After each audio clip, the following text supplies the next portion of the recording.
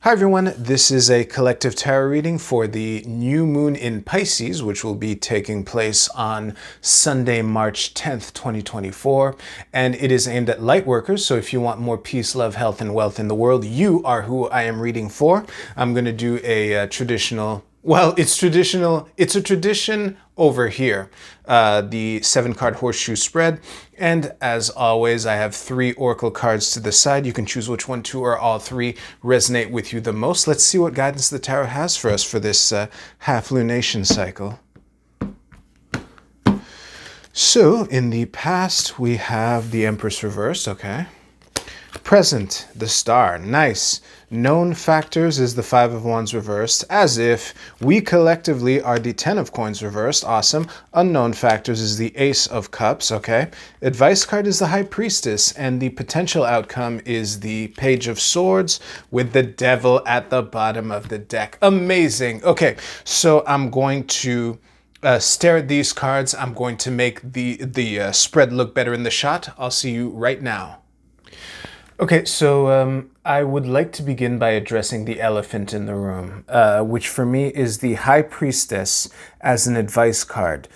Trust your intuition is kind of the obvious meaning of this card, and it's kind of a meme phrase when the High Priestess comes up, which is why, yes, this is mainly what she is contributing to this message, and it's also why I probably won't say much about her specifically for the rest of this video. So, I think that this reading is a message, is an invitation to slow down and reconnect with our why through finding the things that bring us pleasure, like each and every one of us individually. Because here's the thing, when the shit hits the fan and, you know, there's chaos everywhere, there's something about being the only person in the room who isn't freaking out, which is magnetic and alluring. And that is something that can be used to our advantage to bring about the changes that we want to bring about collectively. So actually, I'll just summarize the story in a nutshell.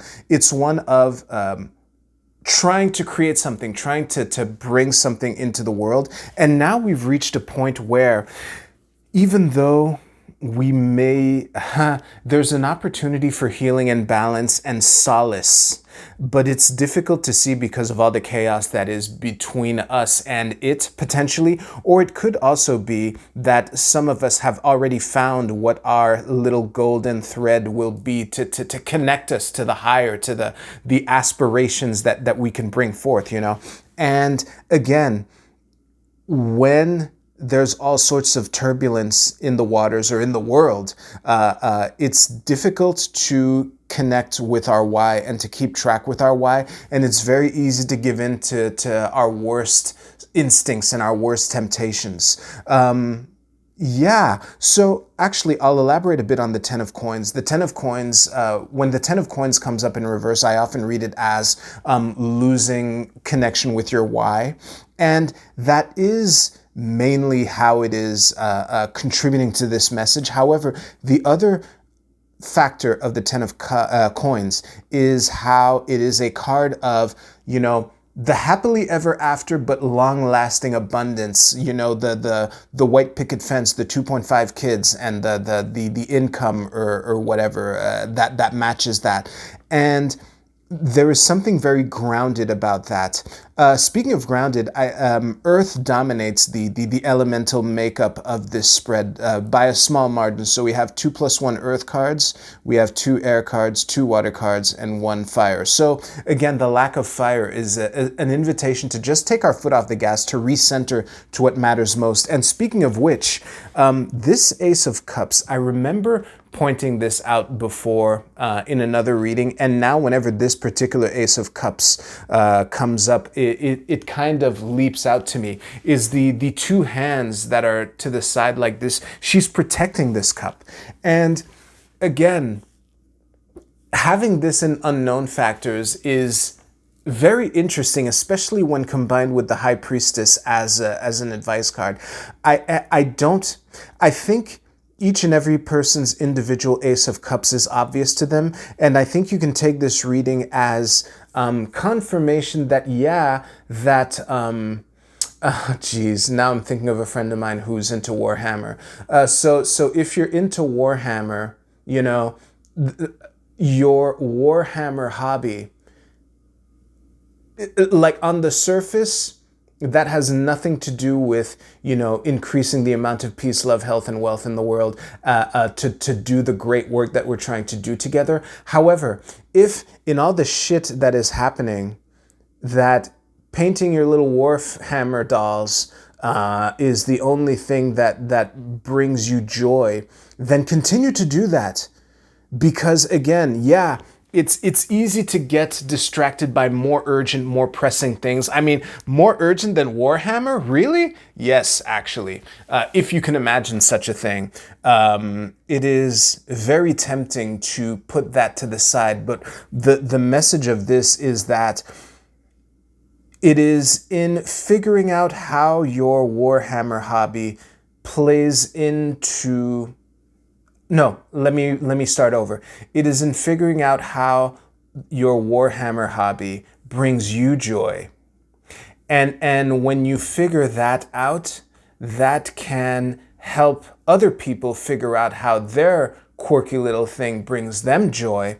Or also by, again, being the proverbial only person in the plane who isn't freaking out, to serve as a kind of anchor, a kind of North Star for others to find their way towards you, you know, because you're not the only person who plays Warhammer, you know, friend who probably won't see this. So yeah, it's funny too. I really feel like I've summed everything up. This wasn't a particularly complicated message, so I'm just gonna go over it real quick just to make sure that that I haven't left anything off the table.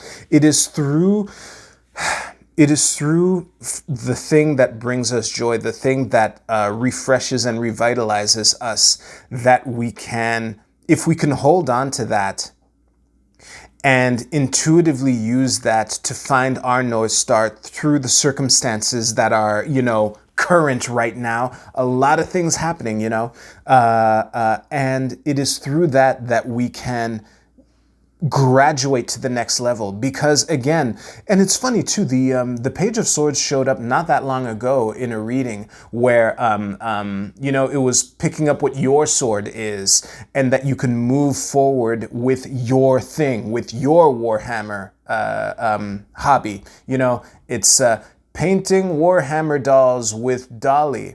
If that is the thing that can... It seems so silly to think that Warhammer can have a positive impact on the world, which is part of why I'm enjoying holding on to this metaphor so much.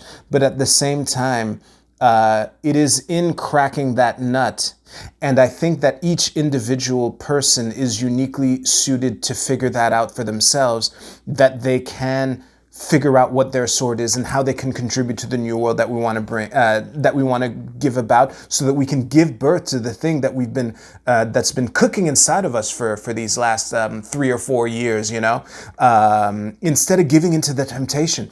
Because again, when the chaos is there, it's very easy to give into those things. The devil is a card of falsely feeling that we are bound to something. And having this at the bottom of the deck underpinning the entire reading is a clear invitation to, like, yes, you need to pay attention to the emergencies, right? But again, your Warhammer dolls aren't going to paint themselves, basically. Wow, that is a mic drop. I'm going to end the reading there. Thank you very much for watching. If you like this video, please give this video a like. Of course, I'm going to move to the Oracle card portion. So if you chose the Prism Oracle, your card is Healing. Well, isn't that fancy? Look at that. All right, the text under it reads, the frequency of healing supports our instinct... Oh, sorry, let me start over. The frequency of healing supports our intrinsic ability to restore our health and wholeness by consciously using the information that comes to us through our senses and harmonizing everything accordingly. Again, it is through taking the things that are thrown at you and making them fit into your Warhammer addiction. What a Freudian slip. But your Warhammer hobby. I've been resisting calling it an addiction this whole time, to be honest. It is in that exercise, that muscle that you can flex, that you can create that healing space for yourself and for others. So that's what you're being invited to focus on for the next couple weeks. If you pick the Tao Oracle, your card is the Approach. This is I Ching hexagram number 19. And the keywords are advancing, a warm reception, prosperous conditions, increased influence, hopefulness, lightening up, an arrival. I think for people who chose this card, the metaphor of being the only proverbial person in the plane that's not freaking out would be, I have the feeling that that's the thing for you for these next couple weeks, Tao Oracle group. If you picked the Prism Oracle, your card is Magic. Well. Hey, what would it take to save the world with Warhammer dolls? And the thing is, again, when you find your sword, when you find what is yours to do amidst the chaos so that you can be the best person that you can be in order to, build the world that we've been trying to build for the last little while, that might look like magic. It looks a lot like it. So be open to the serendipity, to the connections that you make, because again, comedy and magic have this in common. It is in finding connections between things that, aren't obvious to people, but it's obvious to you. So that's what it looks like. So lean into that, basically. I think that covers everything. So thank you very much for watching. If you liked this video, please give this video a like. Thank you very much for watching. I hope you have a great couple weeks. Take care. I'll see you soon.